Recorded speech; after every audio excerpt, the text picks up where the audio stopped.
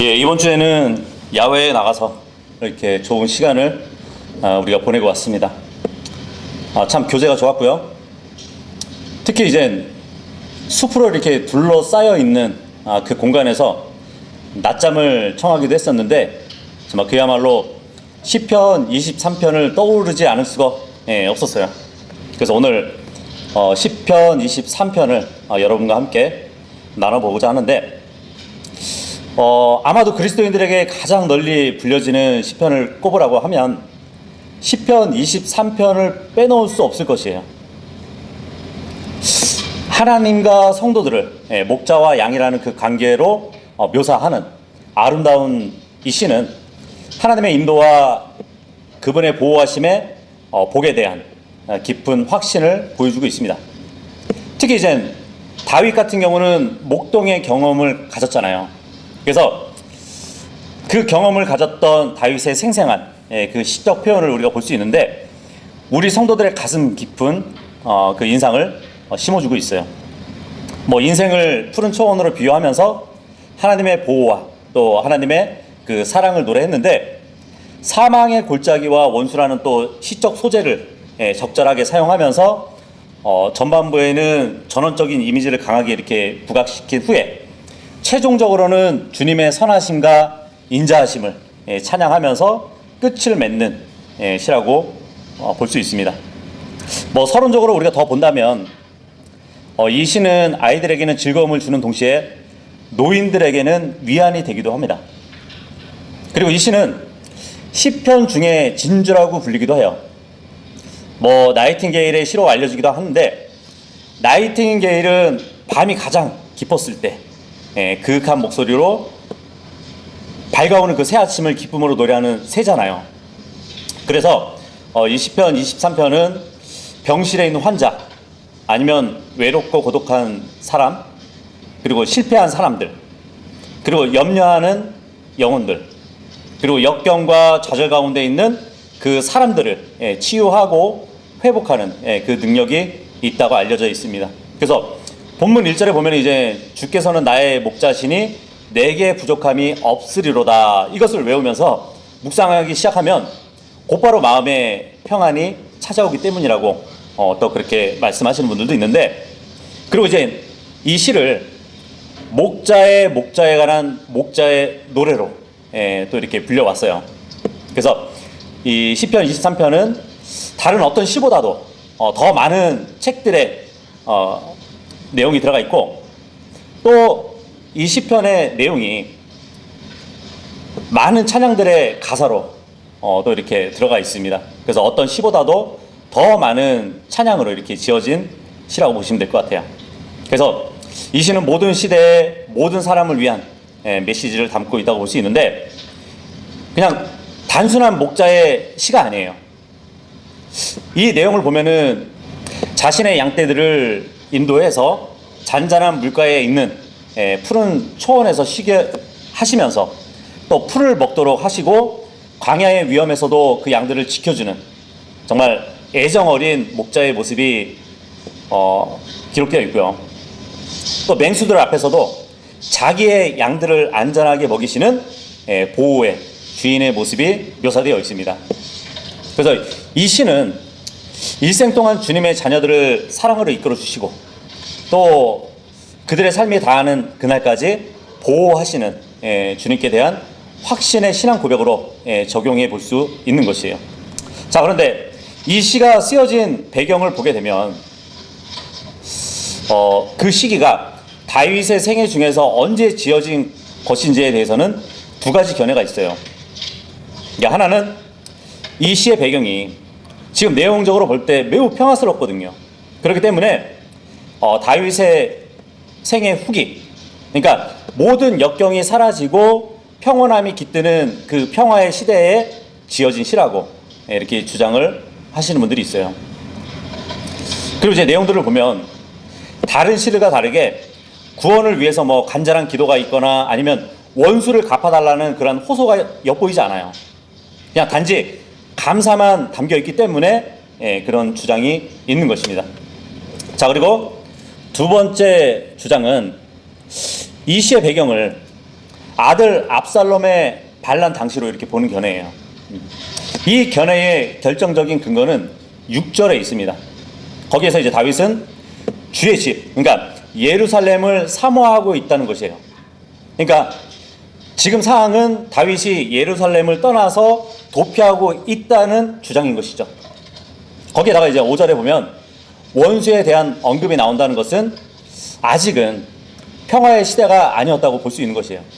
다만 여기서 문제가 되는 것은 시편 23편의 시의 분위기를 봤듯이 평화의 시대가 아니면 어떻게 다윗이 이토록 편안한 마음을 가질 수 있었겠느냐, 이 문제가 있는데, 이에 대해서도 압살롬의 반란 당시로 이렇게 배경을 보시는 분들은 봐라, 다윗의 다른 시들에서도 보면 환란 중에서도 평화를 누렸던 그 다윗의 신앙을 시로 이렇게 기록하지 않냐, 그것을 이제 지적하기도 하거든요. 예를 들어 뭐 시편 3편 같은 경우 아들 압살롬에게서 도망했을 때 지었던 시인데, 거기 보니까 이제 다윗이 쫓기는 가운데서도 3장 4절에 보면 주께서 나를 지탱하셨기 때문에 내가 잠들기도 하고 깨어나기도 했다는 그 고백을 기록한다는 것이죠. 4장 8절에도 보면 이렇게 들어누울 수 있는 이것조차도 평안 가운데 있었기 때문이라고 기록이 되어 있단 말이에요.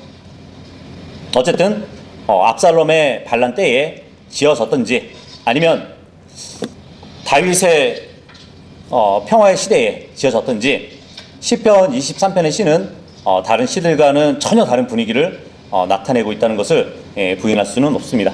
자, 그래서 우리가 이제 본문을 통해서 이 시를 더욱더 집중해서 보도록 하겠습니다. 1절 보시면 다윗의 시편, 주께서는 나의 목자시니 내게 부족함이 없으리로다. 이 시편 23편은 아마도 모든 문학작품 가운데서 가장 사랑받는 시일 것이에요. 그런데 전 세계적인 인기에도 불구하고 이 시는 모든 사람을 위한 것은 아니에요. 이 본문에 보니까 오직 주께서는 나의 목자시니 라고 이렇게 고백할 자격이 있는 사람들에게만 적용할 수 있다는 것이죠. 물론 선한 목자이신 예수님께서는 모든 사람을 위해서 죽으셨죠. 하지만 분명한 믿음의 행위로 그리스도를 실제로 영접하는 자들만이 그분의 양이 될 수 있다는 것이에요. 그래서 주님의 그 구속 사역은 모든 사람에게 충분하지만 실제로 그분을 믿는 사람에게만 그것이 유효하다는 것이에요. 그러니까 모든 것이 나의, 그러니까 마이라는 인칭 대명사에 달려있다는 것이죠. 그분이 나의 목자가 아니라면 이 시의 나머지는 나에게 속하지 않는 것이 되는 것 뿐이에요. 반면에 그분이 진정 나의 것이고 내가 진정 그분의 것이라면 나는 그분 안에서 모든 것을 소유한 것이 되는 것이에요. 그래서 본문에 보면 다윗은 이 하나님의 이름을 본 시편의 첫 머리에 두면서 주님에 대한 자신의 절대적인 신앙을 보여주고 있다고 볼 수 있겠습니다. 사실 하나님의 이름, 이 주는 본 시편의 주제이기 때문에 성령님의 영감을 통해서 맨 앞에 기록되어 있다고 볼 수도 있겠죠. 다시 말하지만 이 구절은 시편의 가장 큰 주제이고 다윗의 진심이 담긴 선언이에요. 그래서 이 시편의 두드러진 특징이 바로 지극히 개인적인 시편이라는 점이에요. 그래서 이 시를 전체적으로 보면 우리라는 단어가 한 번도 나오지 않아요. 계속해서 나라고 이렇게 말할 뿐이에요. 그래서 개인적인 친밀감을 표현하고 강조하고 있다는 것입니다. 하나님을 목자로 표현을 했어요. 하나님을 목자로 비유한 이 표현은 정말 다윗에 의해서 처음 사용된 것은 아니에요. 이 비유는 이제 이미 야곱에 의해서 사용되어지기도 했습니다. 그래서 창세기 48장 15절에 보잖아요. 거기에 보면은 이런 말씀이 있습니다. 그리고 그가 요셉을 축복하여 이같이 말하였더라. 저의 조상들인 아브라함과 이삭이 그 앞에서 살아갔던 하나님, 이날까지 저의 모든 생애 동안 저를 먹이신 하나님. 지금 야곱이 이렇게 표현하고 있거든요. 자기의 생애 동안에 자신을 먹이신 하나님을 표현한단 말이에요. 그러니까 삼촌 라반의 양을 돌봤던 이 야곱은 자신을 양으로 두고 하나님을 목자로 비유한 것이에요. 근데 이 목자로 표현하는 것은 또 이스라엘 성전에서도 주님께 적용되기도 했습니다. 그래서 시편 80편 1절에도 보잖아요. 거기 보시면 오 이스라엘의 목자여 요셉을 양떼처럼 이끄시는 당신이여 귀담아 들으소서 그룹들 사이에 거하시는 당신이여 빛을 발산하소서. 예. 여기도 보면 이제 주님이 목자로 비유되고 있습니다. 근데 이제 보통 모든 처음에 좋은 것이 나중에는 이제 왜곡돼 가지고 나쁘게 변질이 되잖아요. 그래서 근동 지방의 이방 종교에서도 자신들이 숭배하는 그 신들에게까지도 목자라는 표현을 사용하면서 숭배했던 그런 기록도 있습니다. 어쨌든 목자의 비유는 이 당시에 유목 사회였던 팔레스타인에서는 널리 알려져 있었던 것이에요. 그것을 다윗이 자신의 시에서 발전시켰다는 것을 알 수 있습니다. 그래서 이 목자의 비유는 인도와 자비로운 그 돌보심을 교훈해 준다고 볼 수 있어요. 그래서 하나님은 자신의 목자적인 그 속성을 이스라엘의 광야 생활, 그러니까 40년 동안에 구체적으로 보여주시기도 하셨어요. 그죠? 그래서 본문의 다윗은 나의 목자 앞에서 이 나의라는 말을 사용하면서 하나님과 이스라엘의 특별한 관계를 자신에게 또 적용했다는 것을 보게 됩니다. 그리고 이 목자라는 비유는 다른 시편에서 나오는 바위나 방패나 뭐 그러한 비인격적인 것도 아니고 왕이나 구원자 같이 권위적인 비유도 아니고 그냥 상호 간의 밀접한 사랑과 또 순종의 관계를 내포하고 있는 비유라고 볼 수 있는데, 실제적으로 이제 하나님과 다윗의 관계를 묘사한다고 보면 하나님과 다윗의 관계를 친밀하게 묘사하고 있다고 볼 수 있겠죠. 그래서 이 유대 광야는 굉장히 이제 지형이 험하거든요.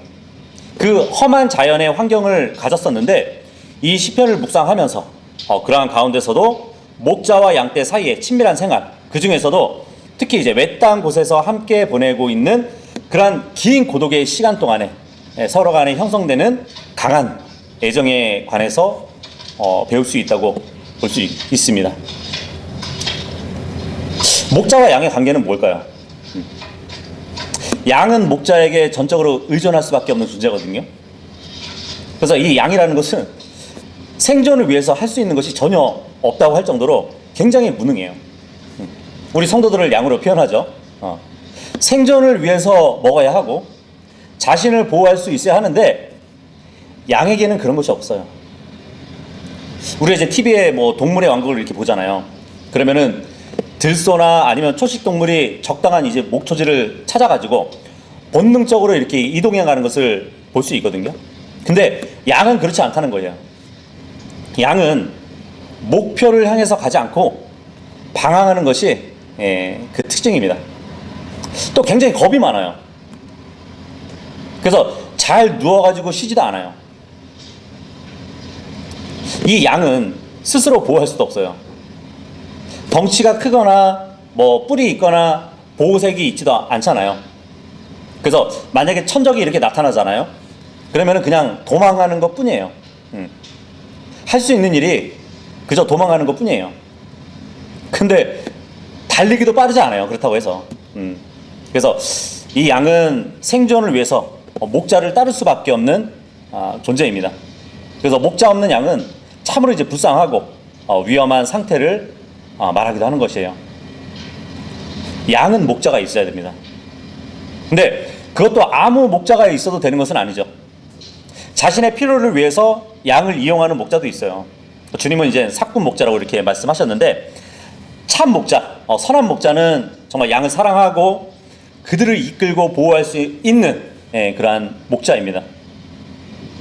그래서 양의 생존은 전적으로 어떤 목자를 만나느냐에 따라서 달려 있다는 것이에요. 근데 참 또 안타깝게도 양은 목자를 선택할 수 없어요. 목자가 양을 선택할 수 있습니다. 그래서 다윗은 양의 입장이 되어서 정말 하나님을 목자라고 이렇게 고백하고 있는 것이에요. 그래서 주님께서 목자가 되시니까 다윗은 내게 부족함이 없으리라고 고백을 하고 있는 것이에요. 이것은 정말 하나님께 대한 절대적인 신뢰를 나타내는 말입니다. 이 구절이 이 시편의 핵심이라고 보면 돼요. 없으리로다. 이 말은 없을 것이다 라는 불확실한 의미거나 아니면 없으면 좋겠다는 그런 바람에 대한 말이 아닙니다. 이것은 지금도 없고 앞으로도 없을 것이라는 선포의 말이에요. 그래서 다윗은 자신 스스로가 목자로 자라났던 사람이잖아요. 그래서 목자와 양의 관계를 가장 잘 알고 있는 사람이라서 하나님과 백성의 관계를 목자와 양의 관계로 말하고 있는 것이에요.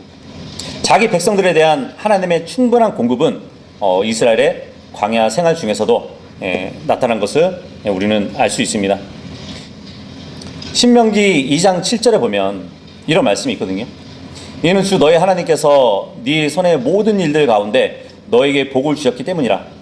그분은 이 거대한 광야를 통과하는데 네 보행을 하시는도다. 이 40년 주간 주 너의 하나님께서 너와 함께 하셨으니 네가 아무것도 모자람이 없었도다. 부족함이 없었다고 합니다. 그렇죠? 이스라엘 백성들의 광야를 걷는 중에는 만나를 공급해 주셨고요. 또 바위에서 기름도 공급해 주시고 물을 공급해 주셨어요.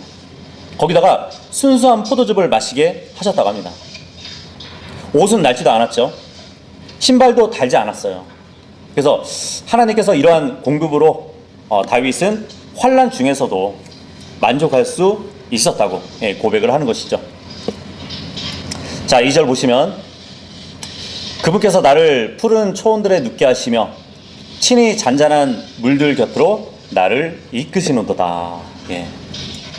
이 본문을 보니까 양을 인도하는 선한 목자의 모습이 그려지고 있습니다. 보통 이제 인터넷에서 양과 관련된 그 이미지를 검색해 보잖아요. 그러면 대부분의 사진은 양이 서 있는 모습들이에요. 그러니까 양이 누워 있는 모습은 거의 찾을 수가 없어요. 왜냐하면 양은 기본적으로 잘 눕지 않기 때문이에요. 그 이유가 뭔지 아세요? 겁이 많아서요. 겁이 많아서. 자신이 완전히 안전하다고 보지 않으면 눕지 않는 것이에요. 또 먹을 것이 충분하지 않으면 눕지 않아요. 뭐 파리나 벌레가 막 괴롭힐 때 눕지 않고요. 다른 양과 싸움이 있으면 눕지 않습니다. 그런데 지금 본문에서 하나님의 양을 푸른 초원에 눕게 하신다고 표현을 하고 있어요. 그렇다면은 그 모든 것들이 다 충족되어 가지고 하나님께서 이 시를 기록한 다윗에게 참된 안식을 주셨다고 볼 수 있는 것입니다. 자, 그리고 여기 푸른 초원이 나오죠.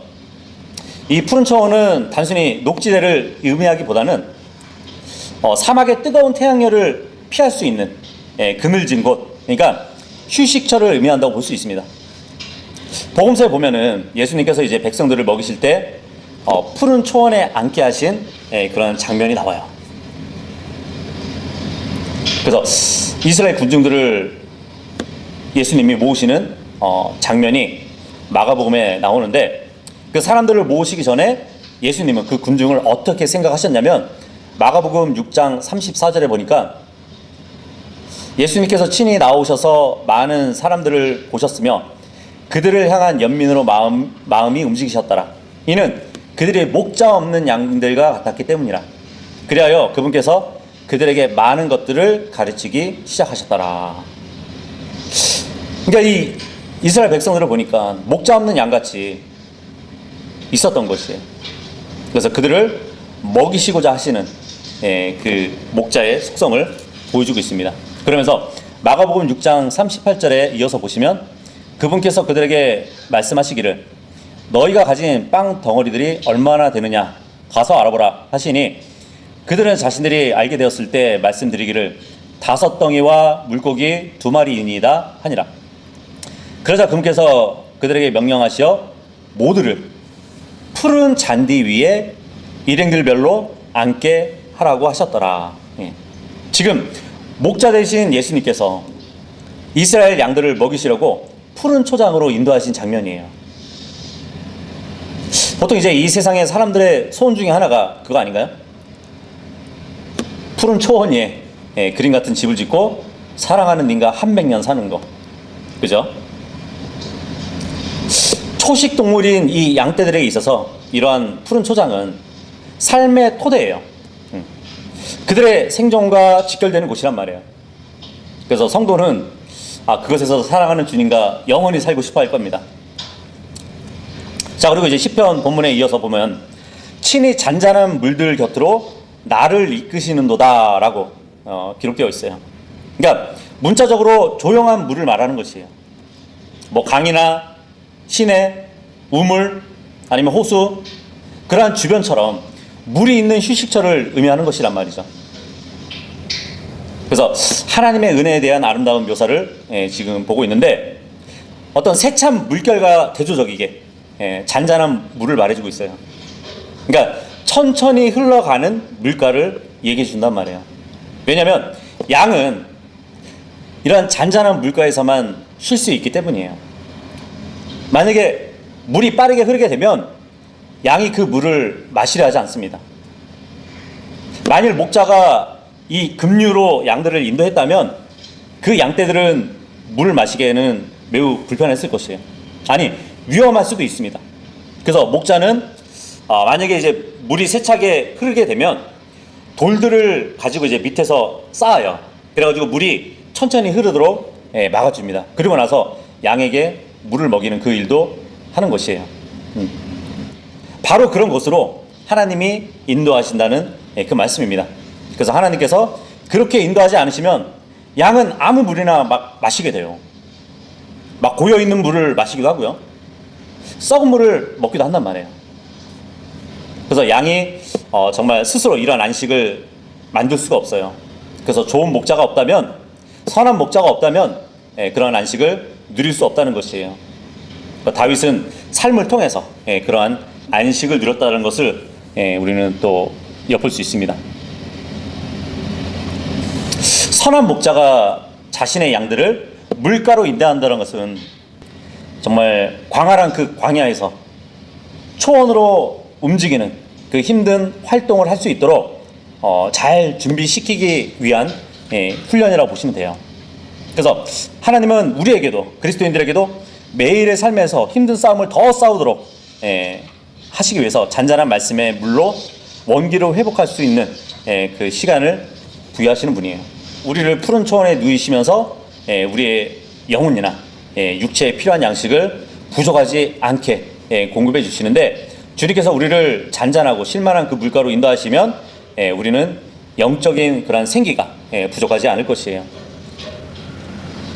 3절 보시면 그분께서 나의 혼을 소생시키는도다.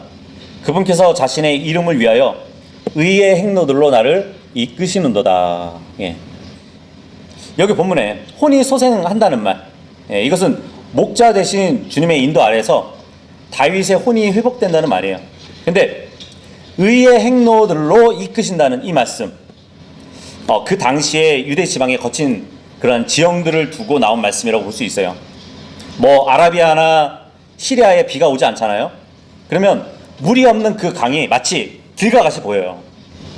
그래서 그것을 가로지르는 그 고지대를 횡단할 때 바른 길을 찾지 못하잖아요. 그러면은 시간을 낭비할 뿐만 아니라 큰 어려움에 봉착하기가 매우 쉬웠습니다. 그래서 목자의 역할 중에 하나가 뭐냐면 잘못된 길이 아니라 바른 길을 통해서 목적지로 인도하는 그 역할을 해야만 했어요. 그래서 자신의 이름을 위하여 의의 행로들로 나를 이끄시는도다, 이 말씀을 하고 있는 것이에요. 의의 행로들로 나를 이끄시는도다. 이 말에는 영적으로 중요한 의미가 있어요. 그것은 우리에게 의로우신 목자께서 자신과 조화를 이루게 하시기 위해 우리도 목자와 같은 의로운 자가 되도록 훈육을 하신다는 얘기예요. 그리고 우리의 의로운 그 증언을 통해서 주님께 영광을 돌리게 하신다는 얘기입니다. 그러니까 하나님께서 우리를 인도하신다는 것은 단지 뭐 택배 물건을 독착지에 이렇게 정확히 배달하는 것 이상이에요. 그것은 우리의 의로움을 통해서 주님께 영광을 돌리게 하신다는 얘기예요. 그러니까 하나님께서 우리를 인도하신다는 것은 단지 뭐 택배 물건을 독착지에 이렇게 정확히 배달하는 것 이상이에요. 하나님의 인도하심은 그분의 이끄심과 보호 그 이상의 문제란 말이에요. 그래서 하나님의 인도하심은 언제나 의로움으로 이끄시는 훈련의 과정이라고 우리가 이해해 볼 수 있을 것입니다. 4절에 보시면 진정 제가 사망의 그림자의 골짜기를 통과하여 걸을지라도 저는 어떤 악도 두려워하지 아니하겠나이다. 이는 당신께서 저와 함께 계시기 때문이다. 당신의 막대기와 당신의 지팡이 그것들이 저를 위로하나이다. 산지가 많이 있었던 그 팔레스타인에서는 어두운 골짜기란 쉽게 발견될 수 있어요. 그러니까 골짜기 가운데 있잖아요. 그렇게 되면 높은 절벽으로 인해서 그늘이 지기 때문에 그 그늘진 골짜기가 된단 말이에요. 그러한 곳에서 목자 없는 양떼들은 정말 사나운 짐승의 먹이가 되고 말 것인데 여러 가지 죽음의 위험을 당할 수밖에 없어요. 모든 인류는 죄인으로 태어나서 목자 없는 길 잃은 양떼들이라고 볼 수 있겠죠. 그래서 그 죄의 대가는 사망입니다. 언제 죽을지 모르지만 늘 그 죽음이 가까이 있는 것이에요. 언젠가 죽으면 사나운 짐승이 양을 채워가듯이 지옥으로 이끌어 갈 것이란 말이에요. 그렇게 되지 않으려면 이 3절의 말씀 의의 행로들로 이끌어 주실 그 목자 되신 주님을 만나야 되는 것이에요. 우리는 사망을 두려워할 필요가 없습니다. 그죠? 사망의 그림자 골짜기에서 두려워할 필요가 없는 것은 목자께서 바로 거기에 우리와 함께 계시기 때문이에요. 그래서 로마서 8장 2절에 보면 이는 그리스도 예수 안에 있는 생명의 영의 법이 나를 죄와 사망의 법으로부터 자유롭게 하였기 때문이라 이 말씀이 있잖아요. 근데 이 사망의 그림자는 교회 시대를 지나서 대환란 때에 더 공포를 가져올 것입니다. 그래서 이 시편 기록자 다윗은 늘 그리스도와 유대인의 이중 예표가 되는 인물이라고 늘 말씀드렸는데 앞으로 있을 대환란도 죽음의 골짜기와 같은 그러한 환경이 될 것이에요. 욥기 3장 5절에 보면은 이런 말씀이 있어요. 어둠과 사망의 그림자가 그 날을 얼룩지게 할지어다. 대환란을 얘기하는 것이거든요. 구름이 그날 위에 거할지니라. 그 날의 암흑이 그날을 공포스럽게 할지어다. 그러니까 예언적으로 보면 유대인들은 사망의 그림자가 얼룩진 대환란 기간을 통과해야 돼요. 그럼에도 그들의 소망을 가질 수 있는 것은 우리가 보고 있는 시편 23편에 주님께서 그들의 목자가 되셔가지고 사망의 그림자의 골짜기 같은 대환란을 통과할 때 정말 악을 두려워하지 않고 그때 이제 적그리스도가 있을 것이지만 그를 두려워하지 않고 광야를 걸을 수 있도록 해 주실 것이기 때문입니다. 그래서 먼 예언적으로 보면은 이 시편 23편의 이 기록은 대환란 때에 광야에서 구양을 받을 이스라엘 백성들이 결국은 푸른 초장 천년왕국까지 목자께서 인도해 주실 것을 내다보고 있는 시라고 보시면 될 것 같아요. 자, 그런데 이제 본문에 다시 보면 당신의 막대기와 당신의 지팡이 그것들이 저를 위로하나이다 이 말을 하고 있습니다. 그렇죠? 목자는 지팡이와 막대기 이걸 가지고 다니거든요. 지팡이와 막대기는 목자의 장비이고 무기예요. 뭐 지팡이 같은 경우는 양들을 인도하기 위한 장비라고 보시면 됩니다. 그 끝이 둥근 모양이에요. 그래가지고 갈고리처럼 이렇게 되어 있어가지고 잘못 가고 있는 그 양을 딱 잡아서 끌어올 수 있어요. 그리고 막대기 같은 경우는 일종의 무기로 볼 수 있는데 공격해 오는 그 맹수들을 방어하는 도구라고 보시면 됩니다. 그 주님은 성도를 바라보시면서 늘 죄의 길에서 돌아오도록 지팡이로 이렇게 끌어오시는 분이에요. 그리고 마귀의 공격을 막대기로 막아주시기도 하시는데 만약에 성도로서 주님의 말을 듣지 않고 죄의 길로 가면 그 막대기는 성도의 회초리가 될 수도 있습니다. 이렇게 목자의 지팡이와 막대기는 위로와 보호와 또 인도의 도구라는 것을 아시면 되고 5절 보시면 당신께서 저의 원수들의 면전에서 제 앞에 식탁을 마련하시나이다. 당신께서 제 머리에 기름을 부으시니 제 잔이 넘치나이다. 예. 이 다윗 때 보면은 다윗의 주변에는 항상 생명을 노리는 대적들이 많았어요. 그런데 그러한 위기 가운데서도 지금까지 다윗은 하나님의 풍성한 대접을 받아왔다는 것이죠. 그 4절에 이어서 본다면 골짜기에 서식하는 그 맹수들이 있을지라도 안전하게 풀을 뜯을 수 있을 만큼 양들을 보호하시는 그 목자 대신 주님을 말씀해 주잖아요. 근데 여기서 마련하시나이다, 이 말은 미완료 시제예요. 그러니까 과거로부터 지금까지 계속 그 일을 하셨다는 것이에요. 그리고 식탁을 마련해 주셨다는 이 말은 하나님께서 다윗과의 언약 관계를 견고하게 하셨다는 것을 말씀해 주고 있는데, 이렇게 볼 때 이제 본문은 험난한 세상 중에서도 하나님은 목자와 같이 다윗을 지키시고 보호하셨다는 것을 증언해 주고 있습니다. 자, 그리고 당신께서 제 머리에 기름을 부으시니, 이 말씀. 보통 이제 기름을 붓는다, 이것은 이제 목자들은 양이 다치잖아요. 그러면 그 양의 상처를 아물게 하기 위해서 기름을 부어주기도 합니다. 뭐 그 외에도 이제 성경에 보면은 제사장들이나 대언자들, 그들에게 이제 기름을 붓는 일도 하죠. 그러니까 그들의 사역에 위임하는 것을 뜻한단 말이죠. 왕들 경우도 마찬가지죠. 기름 붓는 것은 즉위식과 관계가 있단 말이죠. 근데 지금 본문에 나오는 이 기름은 왕이나 대언자 또는 뭐 제사장의 위임식에서 붓는 그 기름이 아니라 잔치 때 이렇게 주로 사용했던 향유를 의미하는 것이에요. 그래서 이 기름은 필수품이 아니고 귀족들, 특히 이제 왕실에서 주로 사용된 귀중품이었다고 보시면 됩니다. 그래서 귀족들은 잔치에 참여할 때 이 기름을 머리나 수염 등에다 이렇게 바르기도 했었어요. 이렇게 볼 때 본문은 하나님께서 다윗을 크게 높여주시고 또 부요하게 하셨다는 그 의미로 볼 수 있습니다. 그래서 다윗은 감사의 노래라고 지금 감사의 노래를 하고 있는 것이에요. 실제로 다윗의 왕실에는 값비싼 그런 기름이 풍부했어요. 그래서 지금 다윗은 제 잔이 넘치나이다, 이 말 표현을 하고 있는데, 이스라엘 사람들은 성전에서 교제 식사를 이렇게 하잖아요. 그러면은 주님 앞에서 잔을 마시면서 하나님의 구원을 선포했었어요. 그래서 이 잔이라는 것은 하나님의 복의 연관성을 가지고 있다고 보시면 됩니다. 그러니까 다윗이 들고 있는 이 잔이 넘친다는 것은 정말 복을 넘치게 해주시는 그 주님을 노래하고 있는 것이에요. 근데 시편 16편 5절에 보잖아요. 거기 보면 주께서는 저의 유산이요 몫이요 저의 잔의 몫이나이다. 당신께서 저의 분깃을 옹호하시나이다, 이 말씀이 있거든요. 보통 이제 잔 하면은 뭐 물을 마시기도 하고 어떤 즙을 짜가지고 담아서 마시기도 하잖아요.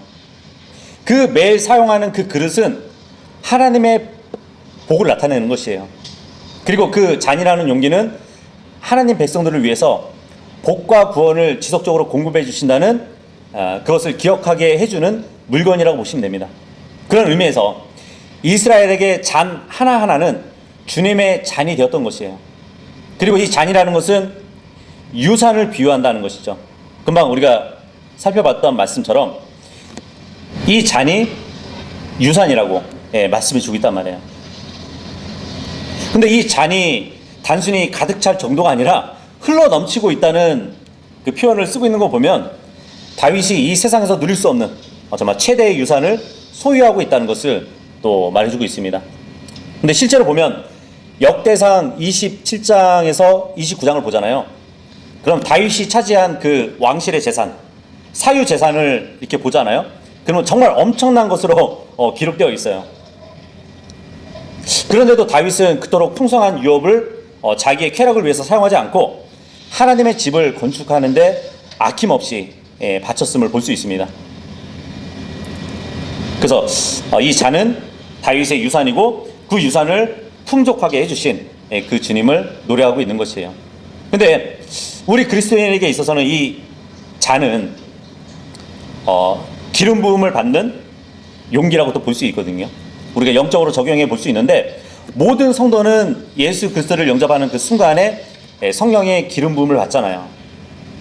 그 성령님을 받은 우리 몸은 성경에서 그릇으로 표현을 하기도 합니다. 성령님은 충만히 우리를 채우시기도 하시잖아요. 그래서 그분을 통해서 우리는 은혜의 부요를 누리게 되고, 결국에는 우리도 제 잔이 넘치나이다 라는 감사에 찬 고백을 드릴 수 있는 것이에요. 생각해 보세요. 주님의 사랑은 끝이 없죠. 주님의 은혜는 헤아릴 수 없습니다.